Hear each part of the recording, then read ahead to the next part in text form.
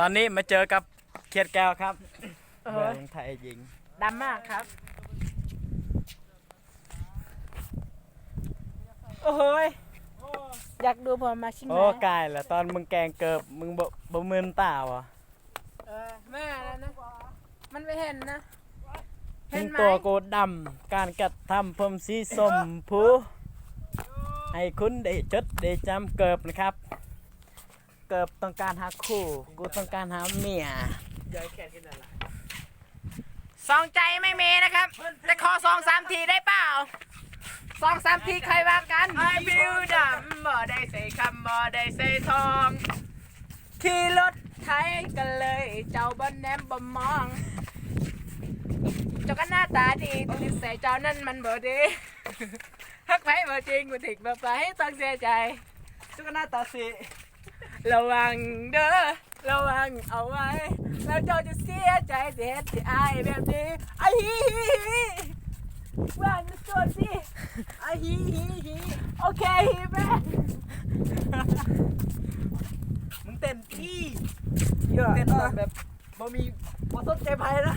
บ่สนใจไผเราแม่ก็ยกเอาเมาแม่งหักกันมันเลี่ยมเลือกเอาเยอะทรงผมไม่มีเฮ้ยท่านมันถึกมองจริงใช่ไหมว้ายปลาใหญ่ได้ตัวอะไรอ่ะปลาสวรรค์ปลาสวรรค์ใหญ่มากใหญ่มากเอ้ยสทุกมึงจะขามองก็เถินเลียเปิ้ลปะเลียเปิ้ลปะไม่สนุกตรงนั้นไม่ใช่กระดาษแต่ตรงนั้นมันเป็นกระดูกเฮ้ยเฮ้ย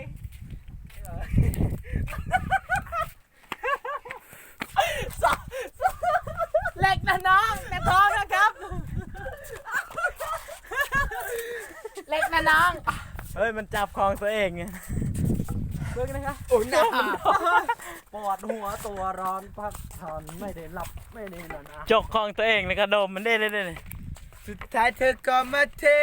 งไอโฟนผมไม่เคยใช้ผมจะเคยใช้ไอเลิฟยูทั้งนั้นนะฮะโอ้โหเป็นคนดีทำไมเขาเลือกคนถูกใจไม่ใช่คนดีเซนดีจะทำไมผมเขาเลือกคนที่ถูกใจไม่ใช่คนดีแน่ไหนแค่สบายดีภารกิจคุณจะใช้บัตรเครดิตไม่ใช่เ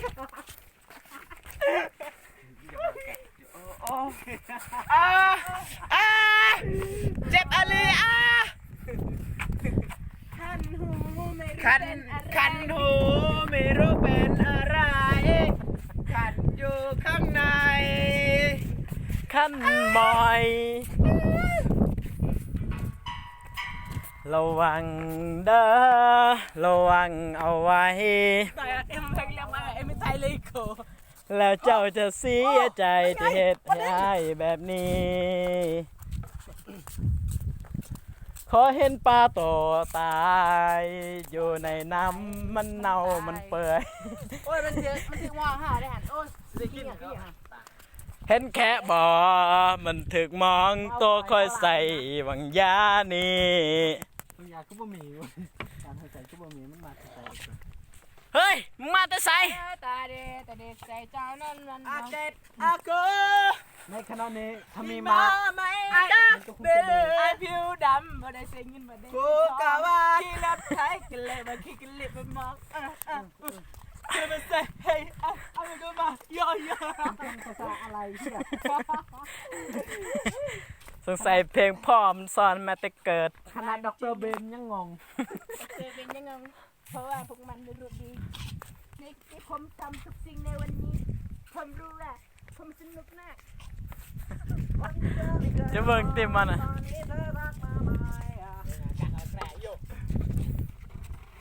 ช่างแม่มันก็แค่วัน ช่างหัวเธอเงินกูเต็มตาไม่มีอีกแล้วคงทรงจำขอบคุณชีวิตเป็นเดิมพันสุดท้ายชีวิตก็เปลี่ยนเพียงมีเงินตรามาปกมาปันไม่ต้องไปหวังเรื่องปลองดองถ้าเงินยังช่างคงจอมปลอมเคยดีแทบตายแต่เขาก็ได้ชนเธอไปครองเธอไม่มีตังก็ไม่กับเธออะไรไม่ว่าไม่รู้ ถึงพ่อเคยไม่มีตังค์บัดเนวจะเตะโซมาเฟีย แวนกูใส่นี่เขาเรียกว่าของ รถสื่อแกงไม่ได้แรงเขาไม่ว่าถ้าไม่มีผ้าบาและไม่มีคนใหม่ ขี่รถไถเก่าๆห่างๆเจ้าเลยบ่มอง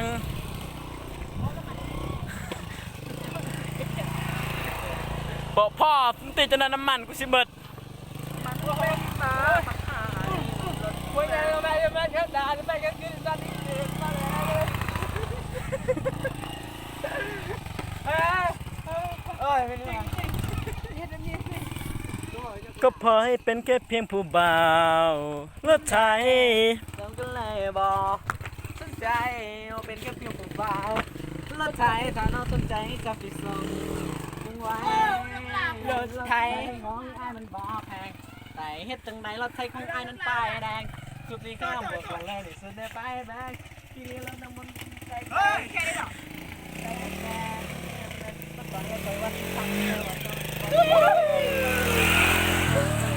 เด็กแวน เด็กแวน ว่าไอ้เปิดใจ